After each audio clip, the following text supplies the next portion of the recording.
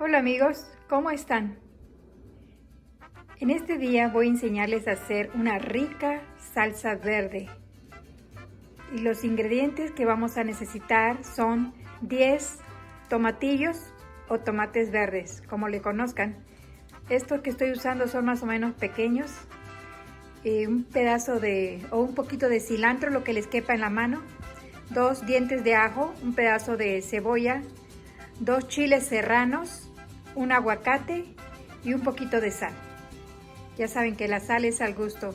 Y los chiles, si no les gusta tanto el picante, pueden usar solamente uno o la mitad o ninguno. Realmente no es necesario. Si no les gusta el picante, no tienen que usarlo. Yo en esta ocasión voy a usar 2. Ya está todo limpio, los tomates, el cilantro, y ahora voy a poner a cocer los tomates, la cebolla y los ajos en una cacerolita con agua hirviendo. Cuando los tomatillos empiezan a cambiar de color, apagamos la lumbre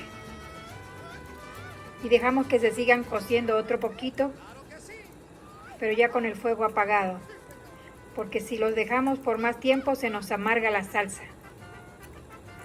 En un ratito vamos a poner todo en una licuadora y vamos a moler.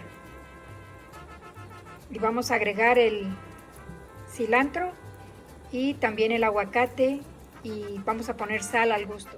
Bueno, ya pusimos en la licuadora los tomatillos, la cebolla, el ajo, los chiles y vamos a agregar un poquito del agua donde se cocieron los tomates para que licúe bien y no quede demasiado espesa la salsa.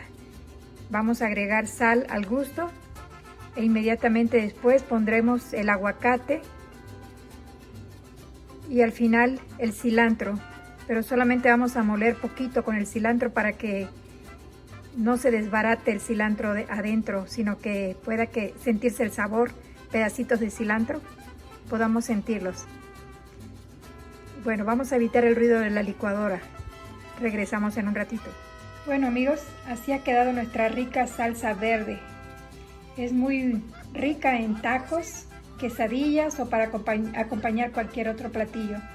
Por favor, si tienen preguntas, déjenlo en los comentarios y con gusto les voy a responder. Ahora vamos a comenzar con los tacos.